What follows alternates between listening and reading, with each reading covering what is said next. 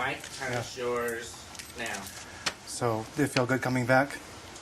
Putting the Coming back batsuit? for this? Absolutely, yeah. Coming back because I know that Chris is going to make it better. Yeah. Now, that's the one thing. He does want to challenge himself and give the audience more the next time, Right. and certainly did this time. Yeah, he credits the audience with intelligence. Mm-hmm. He doesn't just give us an action movie which has, hey, great stunts and special effects. What does that mean? Who gives a damn?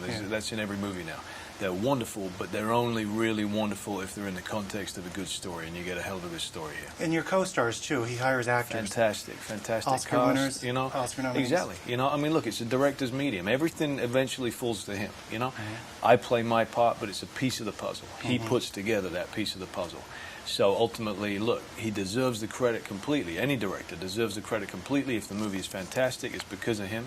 If it fails miserably, it's because of him as well. Yeah. You know, the finger is always pointing at him. A lot of pressure on, yeah. Well, this time, too, I noticed that Gotham, we never really saw it like this. You see more of a city, and it looks like a real city. Yeah, absolutely. We wanted to do that. You know, I mean, it's more so than the first one. Very much. You know, I think that Chris was able to prove that he could achieve what he was talking about with the first one, and so here with the second one, he got given kind of free reign. You do whatever you need to do, and he wanted to make the city, you know, even more realistic. You know, the characters more realistic. Did you do a lot of your own stunts this time as well?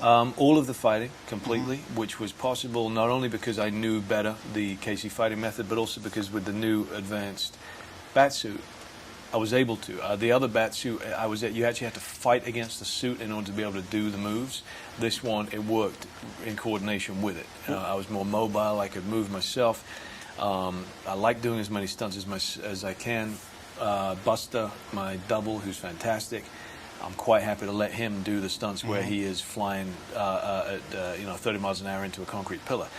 If he's jumping off a 5-story building and landing on top of a car, yeah, I ain't going to be doing those ones. But with the fighting and with the standing on top of the Sears Tower and stuff like that, then those ones I'm going to own myself. Yeah, final question. What did you think of when you saw Heath's performance on screen after? It's phenomenal. You know, fantastic. You know, he immersed himself completely. He disappears inside of it. I have no idea if Chris decides to make a third one, how on earth we're going to be able to up the ante for the adversary for that one, because Heath just kind of defined it for that. Did the best portrayal of the Joker that I've ever seen, and just raised wonderful ethical questions, and was just